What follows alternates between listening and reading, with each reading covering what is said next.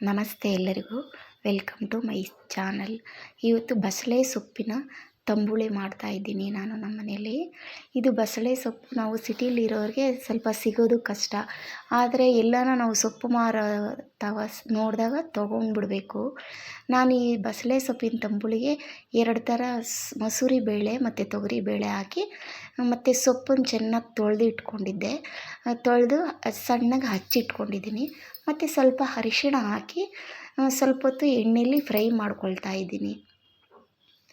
ಒಂದು 5 ನಿಮಿಷ ಫ್ರೈ ಮಾಡ್ಕೊಂಡಾದಮೇಲೆ ಸ್ವಲ್ಪ ನಮಗೆ ಎಷ್ಟು ಬೇಕೋ ಅಷ್ಟು ನೀರು ಹಾಕಿ ಮುಚ್ಚಿಟ್ಬಿಟ್ಟು ಮತ್ತು ಮಸಾಲೆಗೆ ರೆಡಿ ಮಾಡ್ಕೊಳ್ಳೋಣ. ಇವಾಗ ನಾನು ಮಸಾಲೆಗೆ ಏನು ಹಾಕ್ತಾಯಿದ್ದೀನಿ ಅಂದರೆ ಸ್ವಲ್ಪ ಉದ್ದಿನಬೇಳೆ 2 ಸ್ಪೂನು, ಕಡಲೆಬೇಳೆ 2 ಸ್ಪೂನು ಮತ್ತು ಜೀರಿಗೆ, ಧನಿಯಾ, ಬ್ಯಾಡಗೆ ಮೆಣಸಿನ್ಕಾಯಿ, ಕರಿಬೇವು ಮತ್ತು ಹಸಿ ಕೊಬ್ಬರಿ ಇಷ್ಟನ್ನು ಹಾಕ್ಬಿಟ್ಟು ಚೆನ್ನಾಗಿ ಫ್ರೈ ಮಾಡೋಣ.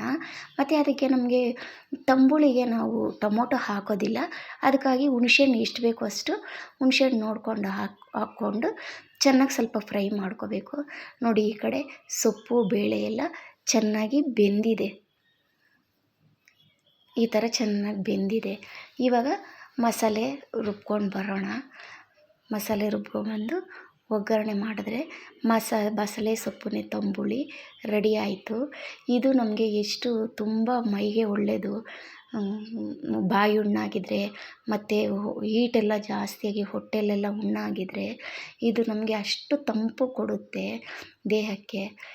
ತುಂಬ ಚೆನ್ನಾಗಿರುತ್ತೆ. ಚಪಾತಿಗೆ, ದೋಸೆಗೆ, ಅನ್ನಕ್ಕೆ ಎಲ್ಲದಕ್ಕೂ ನಾವು ಉಪಯೋಗಿಸ್ಕೋಬೋದು. ತುಂಬ ಚೆನ್ನಾಗಿರುತ್ತೆ. ತುಂಬ ನೀರಾಗಿ ಮಾಡಿದ್ರೆ ಚೆನ್ನಾಗಿರಲ್ಲ ತಂಬುಳಿ. ಇದು ಸ್ವಲ್ಪ ಗಟ್ಟಿಯಾಗೇ ಮಾಡಬೇಕು.